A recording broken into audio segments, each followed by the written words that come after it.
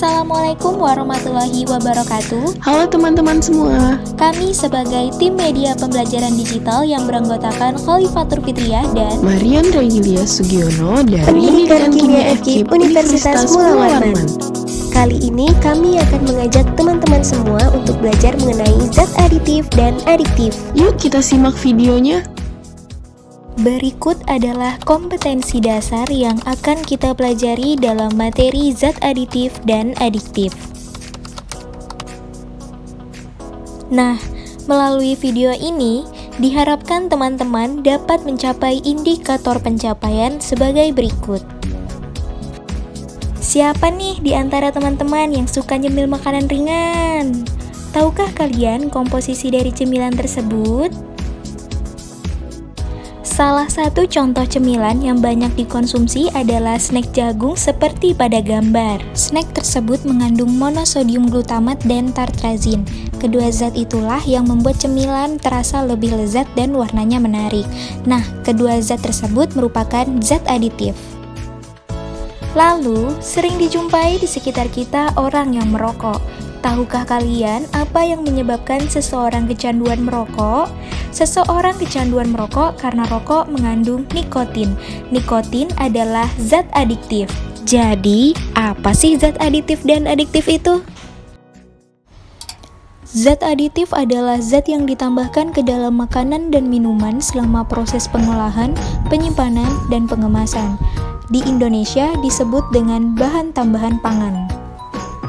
Tujuan penambahan zat aditif adalah memperlambat proses pembusukan, meningkatkan atau menjaga nilai gizi, memperkaya rasa, warna, dan penampilan.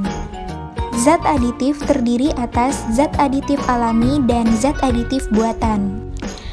Zat aditif alami adalah zat aditif yang berasal dari sumber daya alam hayati yang memiliki nilai gizi sehingga tidak memiliki efek samping bagi tubuh.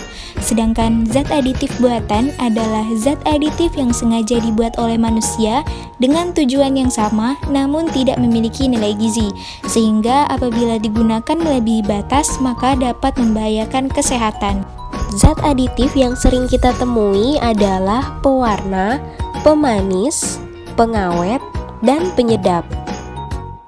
Pewarna bertujuan untuk mempercantik tampilan makanan dan minuman. Contoh pewarna alami dapat dilihat pada tabel berikut. Selanjutnya adalah contoh pewarna buatan. Eits, kalian harus perhatikan bahwa ada pewarna buatan yang tidak boleh dikonsumsi oleh tubuh. Apa saja pewarna tersebut? Perhatikan tabel berikut. Zat aditif selanjutnya adalah pemanis. Pemanis digunakan untuk memberi rasa manis pada makanan.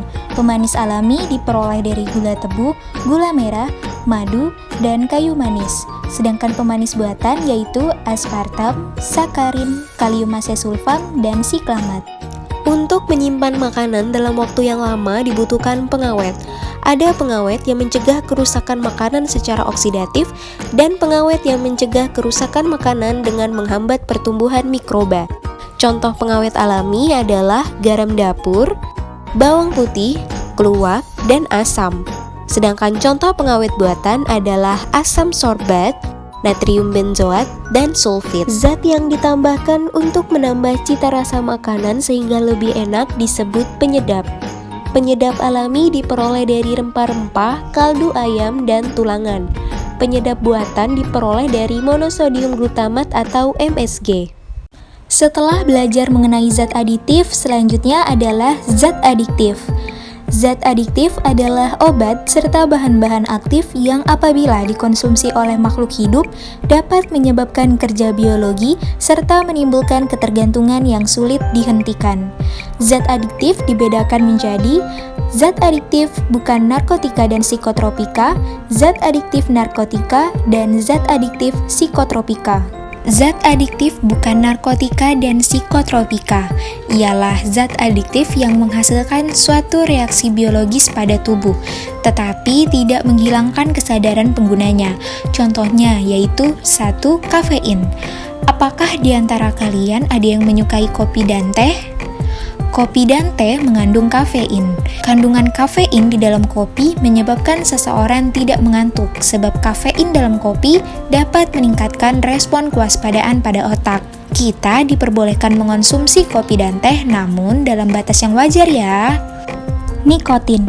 Nikotin terdapat dalam rokok. Kandungan nikotin pada rokok membuat penggunanya merasa terelaksasi dan tenang, padahal rokok dapat membahayakan kesehatan tubuh, yaitu terjadi perubahan warna gigi dan kulit serta dapat memicu kanker paru-paru. Selanjutnya yaitu narkotika dan psikotropika. Tahukah kalian bahwa narkotika dan psikotropika adalah dua jenis zat adiktif yang berbeda? Narkotika adalah zat atau obat yang dapat menyebabkan perubahan kesadaran, menghilangkan atau mengurangi rasa nyeri, dan menyebabkan ketergantungan bagi penggunanya. Narkotika hanya boleh digunakan dalam dunia medis sesuai dengan prosedur, yaitu digunakan sebagai obat bius untuk orang yang akan melakukan operasi. Contoh narkotika adalah sabu, opium, ganja, kokain, amfetamin, dan heroin. Psikotropika adalah zat atau obat yang berkhasiat psikoaktif, yaitu berpengaruh selektif pada saraf pusat yang menyebabkan perubahan khas pada aktivitas mental dan perilaku.